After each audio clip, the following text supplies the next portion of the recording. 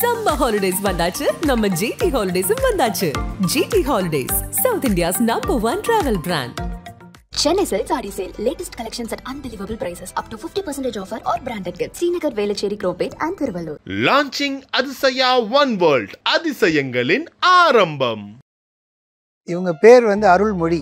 என் பேர் அருள்மணி. எங்கள் அம்மாவனுடைய கண்டுபிடிப்பு செலெக்ஷன். அவங்க தான் இந்த பொண்ணு உனக்கு சரியாக வருவாப்பா அப்படின்னு எங்கள் அம்மா சொன்னது தான். அது இன்னைய காலகட்டம் வரைக்கும் சரியாக தான் போயிட்டுருக்கு. எல்லா புகழும் இறைவனுக்கே அப்படின்னு வந்து இஸ்லாம் மார்க்கத்தில் வந்து சகோதரர்கள் சொல்லுவாங்க.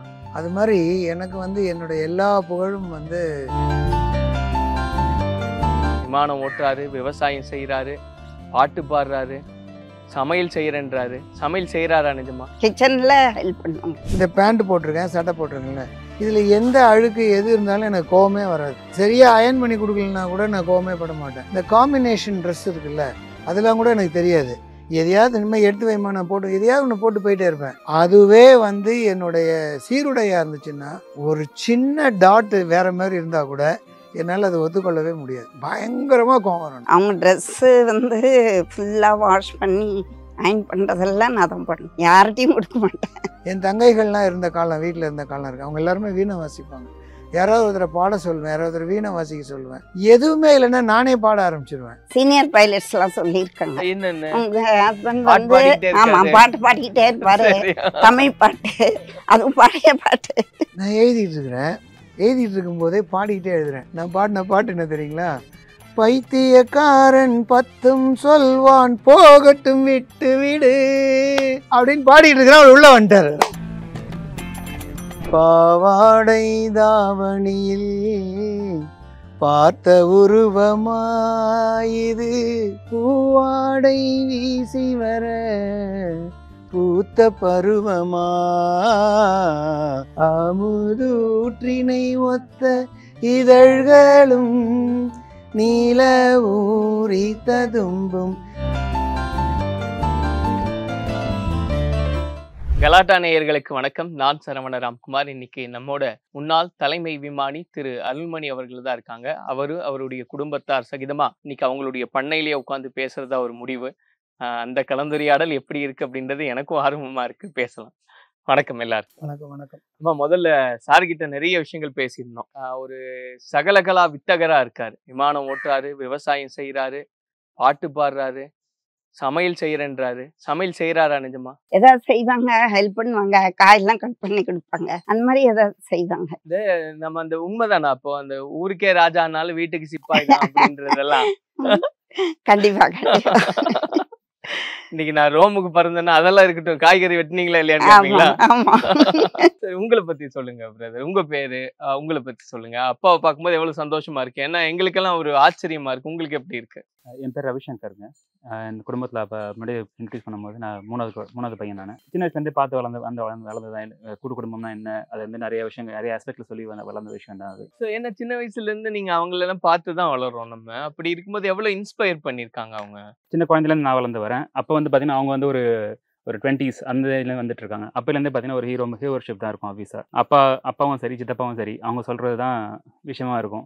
ஸோ அவங்க என்ன பண்ணுறாங்க, புதுசாக என்ன பண்ணுறாங்க அப்படின்றது வந்து பார்த்தீங்கன்னா ஒரு உந்துதல், ஒரு மோட்டிவேஷன் அந்த மாதிரி இருக்க தான் செய்யும். அதில் வளர்ந்து வர குடும்பம் எந்த அளவுக்கு நம்ம வந்து பணம் செலவு பண்ண முடியும் ஒரு விஷயத்துக்கு, இந்த பசங்களுக்கு அறிவு சம்பந்தமான விதை நடணும். அதுக்கு என்ன டெக்னாலஜிலேருந்து கொடுக்கணும். சும்மா புக் வாங்கி கொடுத்து படிடான்னு சொல்கிறத எப்படி லேட்டஸ்ட் டெக்னாலஜி விஷயம் எடுத்து கொடுத்து இதை எப்படி படிக்கணும், எப்படி கொடுத்தா அந்த பசங்களுக்கு போய் சேரும் அப்படின்ற மாதிரி கொண்டு போகிறதுன்றது பார்க்கும்பொழுது புதுசாக விஷயங்களை கற்றுக்கிறதுல முனைப்பு வந்து அவங்களுக்கு இருந்துகிட்டே இருக்குன்றது சின்ன வயசுல நான் கற்றுக்கிட்ட விஷயம். அது ஒவ்வொரு படிநிலையிலையும் நம்ம பார்த்துட்டே வரும். ஸோ அப்படி வரும்பொழுது பைலட்டாக இருந்திருக்காங்க, தனிஷமாக இருந்திருக்காங்க, ஆர்டியாக இருந்திருக்காங்க, அங்கேருந்து விவசாயம் போயிருக்காங்கன்ற டாபிக் வரும்பொழுது எனக்கு ஒன்றும் வியப்பு இல்லை கரெக்டாக சொல்லணும்னா. சரி, அது எல்லாம் ஒரு பக்கம். அது நீங்க சொன்ன மாதிரி அது வியப்பெல்லாம் இல்லைன்னு. ஆனா சார் கிட்ட கேட்கும்போது நாங்க டூயிட்லாம் பாடிக்குவோம் அப்படின்னாங்க. அது வியப்பா இருந்திருக்கு அவங்களுக்கு பார்க்கும்போது. அகைன் நான் மறுபடியும் சொல்றேன்ல, இது வந்து புதுசா எப்பயும் ஆடி குதிரை அமாவாசை நடந்ததுன்னா எங்களுக்கு வியப்பா இருக்கும். இது டெய்லியுமே கச்சேரி தானா? ஆமா, அப்படிதான் இருக்கணும். குடும்பம்னா அப்படிதானே இருக்கும். இல்ல அதுதான் சொல்றேன், டெய்லியுமே அந்த இருக்கும், அதெல்லாம் இருக்கும். அதாவது என்ன விஷயம்னா ஒவ்வொரு குடும்பத்திலையும் அந்த கணவன் மனைவி நடுவில் ஒரு மெல்லிய ஒரு பல்ஸ் போயிட்டு இருக்கும். அந்த பல்ஸ் வந்து அது அவங்களுக்கு நடந்துட்டே இருக்கும். அது நம்ம புரிஞ்சுக்கிட்டோம்னா நமக்கு நல்லது, அவங்களுக்கும் நல்லது. அப்பா வந்து கண்டிப்பான ஒரு தந்தையா இல்ல அன்பான ஒரு தந்தை? கண்டிப்பு கலந்த அன்பு. ஒரு சேஃப்டிக்கு அப்படியே சொல்லிடுவோம். இல்ல அப்படி இல்ல, அப்படி இல்ல. ஏதாவது ஒண்ணு மட்டும் இருந்தா பிரயோஜனம் இல்ல.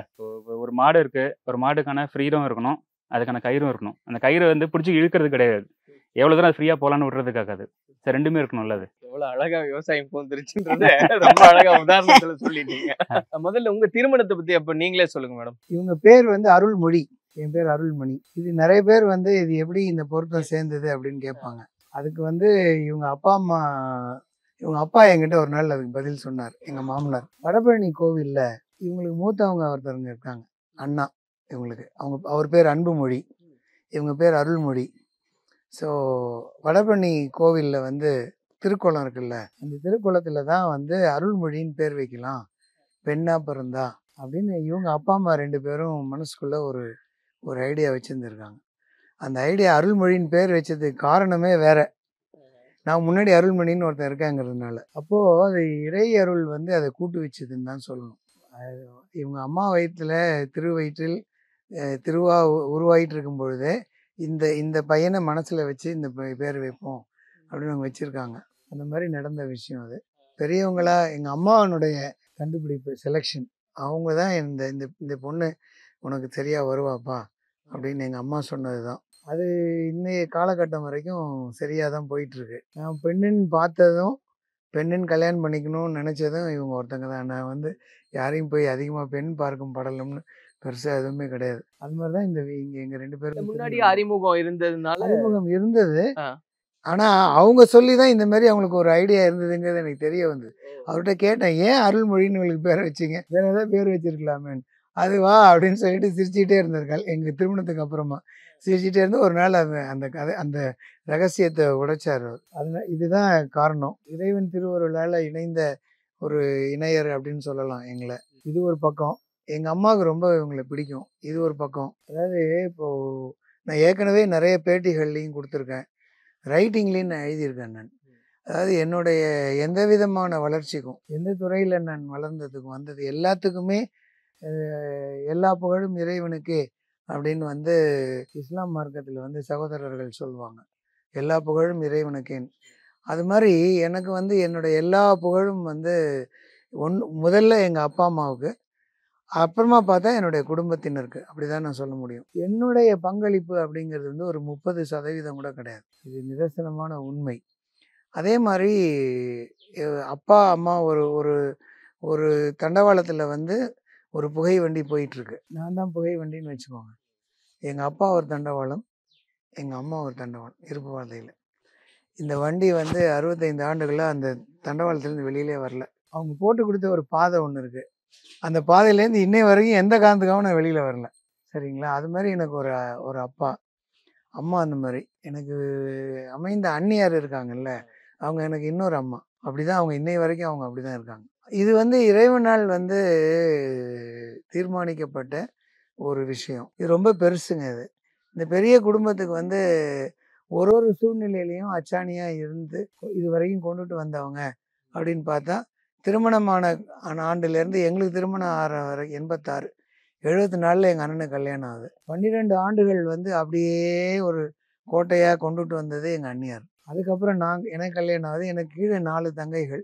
அவங்களுக்கு திருமணம்லாம் 85லேருந்து ஆரம்பித்து 96 வரைக்கும் அவங்க திருமணம் ஓடிட்டு இருக்கு. அதுக்கப்புறமா வந்து இவர் பெரிய பையனுடைய திருமணம், அப்புறம் 2வது பையன், அப்புறம் 3வது பையன், அப்புறம் என் பொண்ணு, அப்புறம் என் பையன். இப்படி இது பாட்டுக்கு வந்துக்கிட்டே இருக்கு. வாழை அடி வாழைன்னு சொல்லுவாங்க.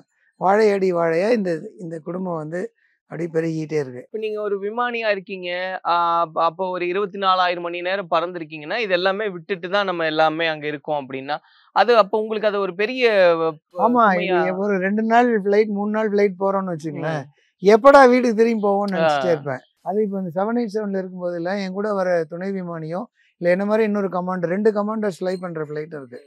சில நேரத்தில் வரும். அந்த மாதிரி வந்தால் அவர் வந்து டெல்லியில் இறங்கி நேரம் ஹோட்டல் போய்டுவார் தங்கிடுறதுக்கு. நான் இறங்கினோடனே அடுத்த சென்னை ஃப்ளைட் எப்படா இருக்குன்னு பார்த்து டப்புன்னு அப்படியே பெட்டி படிக்கோட எகிரி இதில் குச்சி நேரம் சென்னை வந்துகிட்டே இருப்பேன். மதியம் 2 மணிக்கு சென்னைக்கு வந்துடுவேன் நான். அவர் பார்த்தீங்கன்னா 10:30 மணிக்கு ஹோட்டலில் போய் தங்கிட்டு குளிச்சு நல்லா சாப்பிட்டு திவ்யமாக தூங்கிட்டு இருப்பார். நான் அப்போ தான் வீட்டுக்குள்ளே நுழைஞ்சிக்கிட்டு இருப்பேன். இதெல்லாம் நடந்திருக்கு. அது என்னன்னு ஒரு விஷயம்னு கேட்டிங்கன்னா, வீட்டுக்குள்ளே வந்தோம்னா இந்த குழந்தைங்க பேரன் பேத்திங்க இருக்காங்களே கடைசி 2 அவங்க 2 பேரும் என்ன பண்ணுவாங்கன்னா, நான் உள்ளே வந்ததுமே இந்த நாள் 10 மணிக்கு போட்ட உடுப்பாக இருக்கும், ஒரே வேர்வையாகவும் இருக்கும். அதை பற்றி அவங்களுக்கு கவலையே இல்லை. நான் அவங்கள உடனே தூக்கி கையில் வச்சுக்கிட்டு அவங்கள்ட்ட 2 வார்த்தை பேசணும். பேசிட்டு கீழே இறக்கி விட்டுணுமா நான் போய் ட்ரெஸ்லாம் மாற்றிட்டு வரேன் அப்படின்னு பர்மிஷன் கேட்டுட்டு மேலே ரூமுக்கு போய் ட்ரெஸ் மாற்றிட்டு வர மாதிரி இருக்கும். இப்போல்லாம் ரொம்ப டென்ஷனாக இருக்குது, ரொம்ப ப்ரெஷராக இருக்குது அப்படிங்கிற மாதிரிலாம் சொல்கிறேன், கேள்விப்படுறீங்களே. அது மாதிரி நான் என்னைக்காவது இவங்கள்ட்ட என்னோடய ஒர்க் டென்ஷனை வந்து வீட்டில் இருக்கிற அங்கத்தினர்கள்கிட்ட எப்பயாவது நான் காமிச்சிருக்கிறேன்னான்னு கேட்டேன். ஒரு முறை கூட அப்படி, ஒரு தடவை கூட அப்படி நடந்த அவர் பொய் சொல்றாரா? இல்ல அப்படின்னு இல்ல, ரேரா இருக்கும். ஆனா 90% காட்ட மாட்டாங்க. அப்படி ரொம்ப ஏதாவது கோவம்னா என்கிட்ட ஏதாவது பேசுவாங்க, சத்தம் போடுவாங்க. மத்தபடி வீட்டுல யார்கிட்டயும் அதுல எதுவும் காட்ட மாட்டாங்க. அவர் சத்தம் போடுற மாதிரி தெரியல madam எனக்கு. ஏன்னா அவர் விமானத்துல அவர் கேப்டன், வீட்டுக்கு நீங்க தானே கேப்டன். அப்படி இல்லை சத்தெல்லாம் போடுவேன். எனக்கு இன்னொரு முகம் இருக்குன்னு சொல்லுவாங்க, எனக்கு இன்னொரு முகம் இருக்கு, இல்லாமலாம் இல்லை. ஆனால் வீட்டுக்குள்ளே வந்துட்டேன்னாலே வந்து அந்த சுவிட்ச் இருக்கு என்கிட்ட. வீட்டுக்குள்ளே நுழைஞ்சிட்டேன்னா நான் அருள்மணி. யூனிஃபார்ம் போட்டுட்டேன்னா வேற ஒரு லெவலில் தான் இருப்பேன் நான். ஆன் பண்ணிடுவேன். ஆமாம், சுவிட்ச் ஆன் பண்ணிடுவேன். பேசுறது நடந்து வர ஸ்டைலே வேற மாதிரி இருக்கும். இவங்க பார்த்து அந்த உடுப்புக்கு இருக்கிற மிடுக்கா? இல்லை, உடுப்புக்கு இருக்கிற மிடுக்குன்னு சொல்ல முடியாது. நீங்கள் அதை எப்படி பார்க்குறீங்கன்னு ஒன்று இருக்குது. ஒன்றும் இல்லைங்க, இந்த பேண்ட் போட்டிருக்கேன், சட்டை போட்டிருக்கேன்ல, இதில் எந்த அழுக்கு எது இருந்தாலும் எனக்கு கோவமே வராது. சரியாக அயன் பண்ணி கொடுக்கலன்னா கூட நான் கோவமே பட மாட்டேன். இந்த காம்பினேஷன் ட்ரெஸ் இருக்குல்ல, அதெல்லாம் கூட எனக்கு தெரியாது. எதையாவது இனிமேல் எடுத்து வைமா நான் போட்டு எதையாவது ஒன்று போட்டு போயிட்டே இருப்பேன். அதுவே வந்து என்னுடைய சீருடையாக இருந்துச்சுன்னா ஒரு சின்ன டாட்டு வேற மாதிரி இருந்தால் கூட என்னால் அதை ஒத்துக்கொள்ளவே முடியாது. பயங்கரமாக கோவம் வரணும். ஏன் அது? அது ஏன்னா அது அந்த தொழில் கொடுக்குற மரியாதை. அவங்க ட்ரெஸ்ஸு வந்து ஃபுல்லாக வாஷ் பண்ணி அயன் பண்ணுறதெல்லாம் நான் தான் பண்ணுவேன், யார்கிட்டையும் கொடுக்க மாட்டேன். ஏன்னா அந்த ஷூ வந்து பாலிஷ்டு, வெல் பாலிஷ் ஷூஸ் இருக்கணும். அழகாக ஹேர் கட் பண்ண அந்த க்ளோஸ் ஹேர் ஸ்டைல் இருக்கணும். அந்த விங்ஸ்லாம் அதுக்கு முன்னாடி பிராஷோங்கிறத போட்டு பாலிஷ் பண்ணணும் பலப்பலன்னு. அதை அப்படி போட்டுட்டு அந்த விங்ஸ் போட்டு பட்டையோட யூனிஃபார்மில் நீங்கள் நடந்து போகும்போது அந்த அந்த கெத்து வேற. அது வந்து எனக்கு நெருங்கிய நண்பர் மனைவி அப்சர்வ் பண்ணி என்கிட்ட சொன்னது எப்படின்னா, அந்த ஃப்ளைட் பேக் எடுத்து நீங்கள் வரும்பொழுது நம்ம மறைந்த நடிகர் சிவாஜி கணேசன் இருக்கார்ல, அவர் நடந்து வர மாதிரி இருக்கும் யூனிஃபார்மில், அந்த மாதிரி தான் நீங்கள் இருக்கீங்க, கம்பீரம். ஆமாம், அது இயல்பாக உங்களுக்கு அந்த யூனிஃபார்ம் போட்டதும் வருது போல இருக்கு அப்படின்னு சொல்லியிருக்கிறாங்க. இன்னைய வரைக்குங்க எனக்கு ஃபோன் அப்போலாம் ஃபோன் தான், ஃபோனில் நான் எடுத்தேன், சார் இந்த ஃப்ளைட்டு ஸ்டக் ஆகிருக்கு, நீங்கள் வரீங்களா? சரிப்பா வரேன், ஆனால் நான் வருவேன்னு எந்த நம்பிக்கையில் இருக்கு?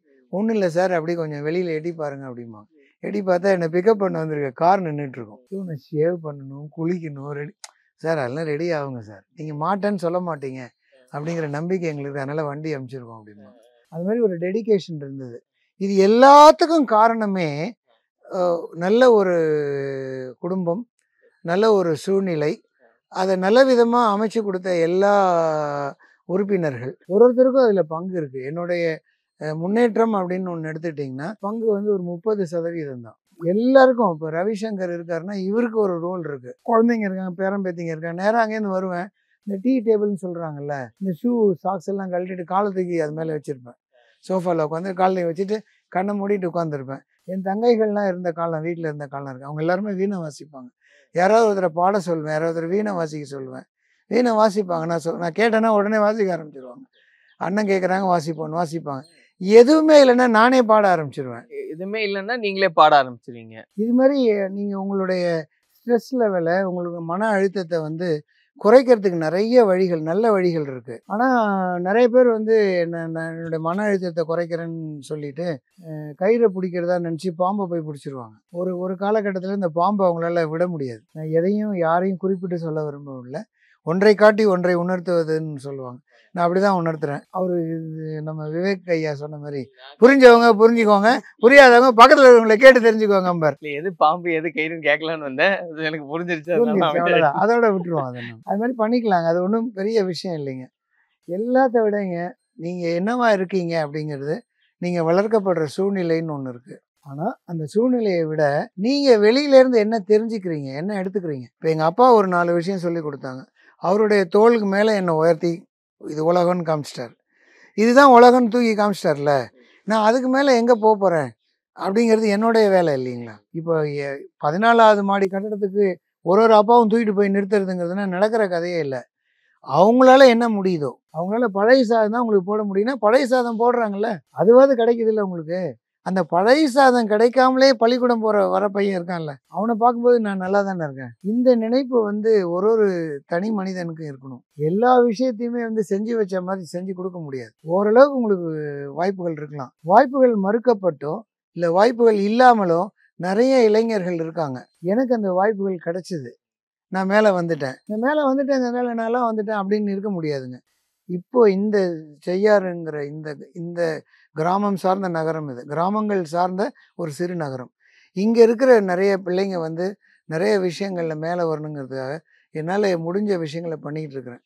நிறைய கல்லூரிகளில் போய் பேசுகிறேன் நான். அது மாதிரி பேசும்போது கலந்துரையாடலில் என்ன வரும்னா, என்னை விட பல மடங்கு திறமையும் புத்திசாலித்தனமும் இருக்கக்கூடிய இளைஞர்கள் இன்னைக்கு இந்த மாதிரியான சிறு நகரம் சார்ந்த கிராமங்களில் இருக்காங்க. அவங்களுக்கு சரியான வழிகாட்டுதல்கள் இருந்ததுன்னா என்ன மாதிரி இன்னும் ஒரு 100 அருள்மணிகள் வரலாம். அருள்மணி வரலான்னா ஏன் ஒரு கன்சாமி வர முடியாது, ஏன் ஒரு குப்சாமி வர முடியாது, ஏன் ஒரு கிருஷ்ணமூர்த்தி வர முடியாது? இதுதான் என்னுடைய கேள்வி. நான் இதை ரொம்ப பணிவாலாம் பேசுகிறேன்னு நினைக்காதீங்க.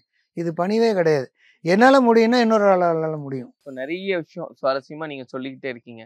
நான் ஆரம்பத்திலேருந்தே எதிர்பார்க்குறேன் 2 பேர் ஜோடி பாட்டு ஒன்று பாடுவீங்க. பாடலாம். இப்போ உங்களுக்கு கொஞ்சம் குரல் கொஞ்சம் ஒரு 2 வரி அவங்க லீடு எடுக்கட்டும், நீங்கள் அப்படி பிடிச்சி வந்துருங்க சார். அந்த மாதிரி ஏதாவது ஒன்று. காற்று வெளியிடை கண்ணம்மா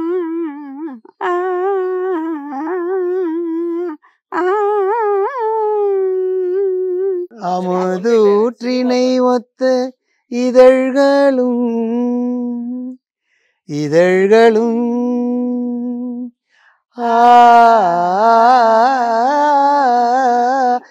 அமுதூற்றினை ஒத்த இதழ்களும் நீல ஊறி ததும்பும் விழிகளும்.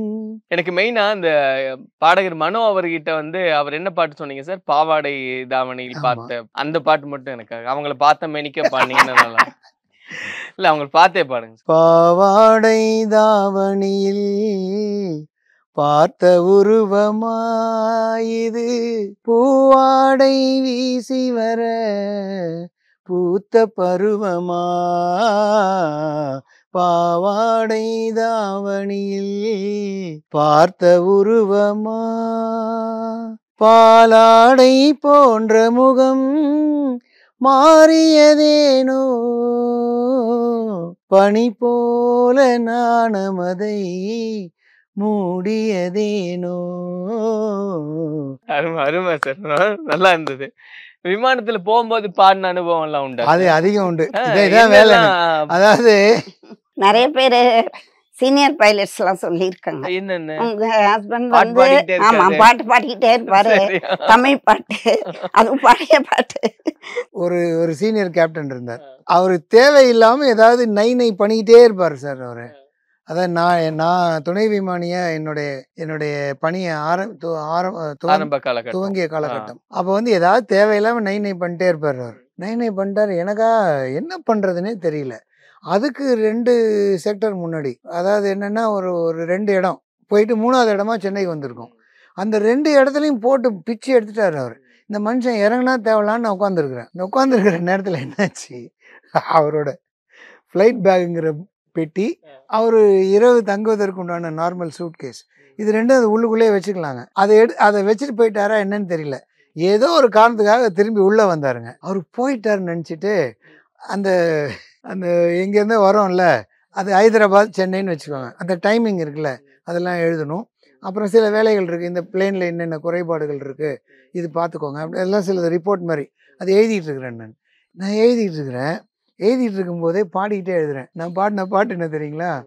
பைத்தியக்காரன் 10 சொல்வான் போகட்டும் விட்டு விடு அப்படின்னு பாடிட்டு இருக்கிறேன். அவர் உள்ள வந்துட்டாரு. இப்ப நிறுத்தினேன்னு வச்சுக்கோங்க, அது இன்னும் சங்கடமா போயிடும். இல்லையா, அவரை தான் சொல்கிறேன்ற மாதிரி ஆகிடும். ஆனால் நான் அவரை நினைத்து தான் பாடிட்டு இருக்கிறேன். நிறுத்தினா நான் அவரை தான் சொல்கிறேன்னு அவருக்கு தெரிஞ்சிடும். அப்புறம் படைத்தவன் இருப்பான் பார்த்து கொள்வான் பயணத்தை தொடர்ந்து எம்ஜிஆர் மாதிரி கையெல்லாம் வேற இப்படி ஆட்டி கீட்டி பாடிட்டு இருக்கிறேன். இவருக்கு என்ன பண்ணுறதுன்னு தெரியல. இவருக்கு இறங்கியும் போக மாட்டேங்கிறாரு. இறங்கி போயிட்டாருனாலும் பரவாயில்ல, நின்றுட்டு நான் தான் அவரை தான் பாடுறேன்னு நினச்சி திருப்பி அடுத்தது பைத்தியக்காரன் பல்லவி ஆரம்பித்தோம்ல, ஆரம்பிச்சு 2வது வரும்ல பல்லவி, அதுக்கப்புறம் தானே சரணம் வரும். அதனால் திருப்பி 2வது பல்லவி எடுத்தேன், இறங்கி போயிட்டார் புத்தகத்தை பெட்டியை தூக்கிட்டு. நிறைய கலைகளில் ஆர்வம் இருக்கக்கூடிய ஒரு ஆட்களால் தான் பிளேன் விமான இயக்கத்துக்குள்ளே வர முடியும். நீங்கள் நிறைய விமானிகளில் பார்த்தீங்கன்னா அவங்களுக்கு ஆர்ட், படம் வரைய தெரிஞ்சிருக்கும், பாட்டு பாட தெரிஞ்சிருக்கும், சமையல் கலை தெரிஞ்சிருக்கும். இது இல்லாத சில கலைத்துறைகளில் அவங்களுக்கு பிடித்தமான ஆட்களாக இருப்பாங்க. அது இயல்பு. அது ஒரு ஒரு ஒரு துறையில் இருக்கிறவங்களுக்கு இந்த குணாதிசயங்கள் இயல்பு. இப்போ சார் பேசிக் எனக்கு ஒரு டவுட். இப்போ விமானத்துல எல்லாம் நம்ம பறக்கும்போது புதுசா போறவங்க எல்லாம் நிறைய பேர் இந்த டேக் ஆஃப் சமயத்துல ப்ரே பண்ணிக்கிறது உண்டு. அது அவங்களுடைய விருப்பம் சார்ந்தது. அது உங்களுக்கும் அந்த பழக்கம்லாம் உண்டா சார்? ப்ரேயர் அப்படின்னு நான் ஸ்பெசிஃபிக்காக பண்ணுறதில்ல. பட் வீட்டிலேருந்து கிளம்பும் போதே அந்த ப்ரேயர் முடிஞ்சிடும். இல்லை, எப்பவுமே ஒரு எண்ணம் உண்டா சார்? இப்போ நம்ம பார்க்குறோம் நிறைய இந்த டேக் ஆஃப் சமயத்தில் அப்படிங்கும்போது எந்த அது பை ப்ராக்டிஸ்ன்றனால அது பழக்கப்பட்டுருமா, இல்லை எப்பவுமே அந்த இடத்துல ஒரு நிதானிச்சு நம்ம செயல்படணும் அப்படின்ற ஒரு எண்ணம்? அது உண்மைதான். நீங்கள் அதிகப்படியான உங்களுடைய கவனம் டேக் ஆஃப் ஆகும்போதும் லேண்டிங் வரும்போதும் இருக்கணும். சொல்லப்போனால் ரொம்ப கிரிட்டிக்கல் ஃபேஸ் அப்படின்னு சொல்லுவாங்க. அது 10,000 அடியிலேருந்து கீழே வர வரைக்கும், கீழேருந்து 10,000 அடி போகிற வரைக்கும் இந்த ஹெட்செட்ன்னு இருக்குல்ல, அதை கழட்டவே கூடாது. ஓகே, என்ன கேட்கும் சார் அதில்? கம்யூனிகேஷன் நம்ம பேசுகிறோம்ல, பேசுறதெல்லாம் அவங்க சொல்கிறது கேட்குறது, நம்ம 2 பேரும் பேசிக்கிறதும் இதில் கேட்கும். ஸோ அந்த ஹெட்செட் 10,000 அடிக்கு வரைக்கும் தலையில் தான் வச்சுருக்கணும். ஹேண்ட் மைக் இருந்தாலும் ஹெட்செட் மூலமாக தான் பேசணும் அப்படின்னு ஒரு ரூலே இருக்குது. ஏன்னா அது கிரிட்டிக்கல் ஃபேஸுங்கிறதுனால. 2வது டேக் ஆஃப் அண்ட் லேண்டிங் இருக்குல்ல, மேலே எழும்புறதும் கீழே இறக்கிறதுக்கு வரும் அந்த டைம் இருக்குல்ல, ஒரு 2000 அடியிலேருந்து கீழேன்னு கணக்கு வச்சுக்கோங்க. ரொம்ப கவனம் அதிகமாக அதுக்குள்ளே இருக்கணும். அது இருந்தால் தான் சரியாக வரும் எல்லாமே. மேடம், இப்போது சார்கிட்ட சொன்னப்போ இந்த அவர்கிட்ட கேட்டேன் இல்லையா, இப்போ விமானத்தில் பறக்கும்போது வீட்டை மிஸ் பண்ணுற உணர்வு இருக்கான்னு. இப்போ இவ்வளவு மணி நேரம் அவர் வானத்திலே தான் இருந்திருக்காரு. அதில் நான் நிறைய மிஸ் பண்ணிட்டேன். அது எப்படி இருந்திருக்கு அந்த சமயங்கள்லாம்? இப்போ நாங்கள் ஜாயிண்ட் ஃபேமிலியாக இருந்ததுனால எனக்கு அந்த அளவுக்கு அது தெரியல. ஆனால் இப்போ ஒரு தீபாவளி, பொங்கல் அந்த மாதிரி டைம்லலாம் 90% இருக்க மாட்டாங்க. நம்ம எல்லாம் உட்காந்து வடை பாயசம்லாம் பண்ணி இலை போட்டு சாமி கும்பிட்றோம். அப்போ அந்த மாதிரி டைம்லலாம் இருக்க மாட்டாங்க. எல்லாரும் ஒன்றா உட்காந்து பூஜை பண்ணும்போது அட இங்கே இல்லையே அப்படின்னு தோணும். அப்புறம் அதெல்லாம் பழகிடுச்சு. கேட்குறது, இந்த தீபாவளிக்கு எங்கே பறந்துட்டு இருக்கீங்க அப்படித்தானே? மற்றவங்க வீட்டில் கேட்கணும்னா எங்கே இருக்கீங்கன்னு கேட்பாங்க. நீங்கள் எங்கே பறந்துட்டு இருக்கீங்க அப்படித்தானே கேட்கணும். அப்படி என்னெல்லாம் கேட்கறது உண்டு?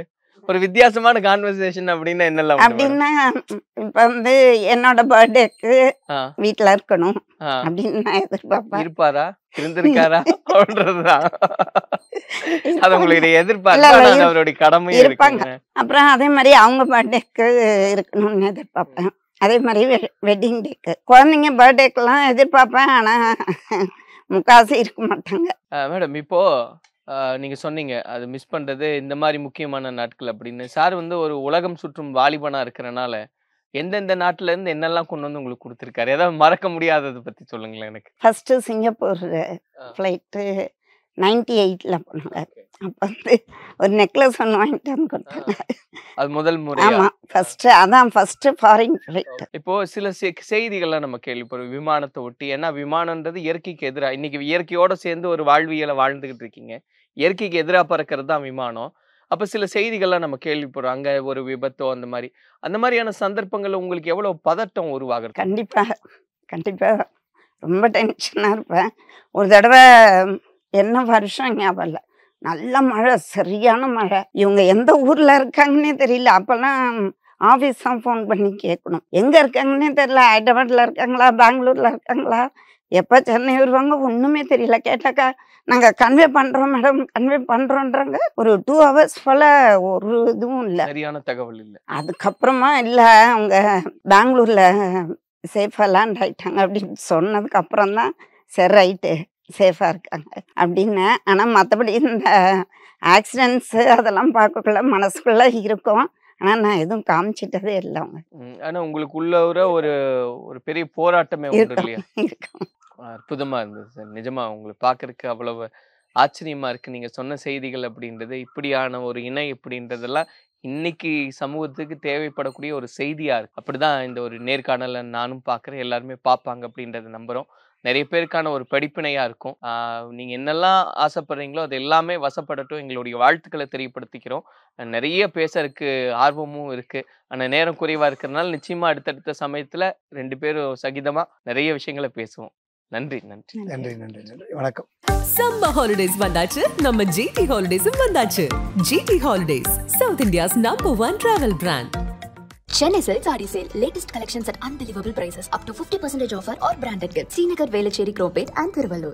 Launching Adisaya One World. அதிசயங்களின் ஆரம்பம்.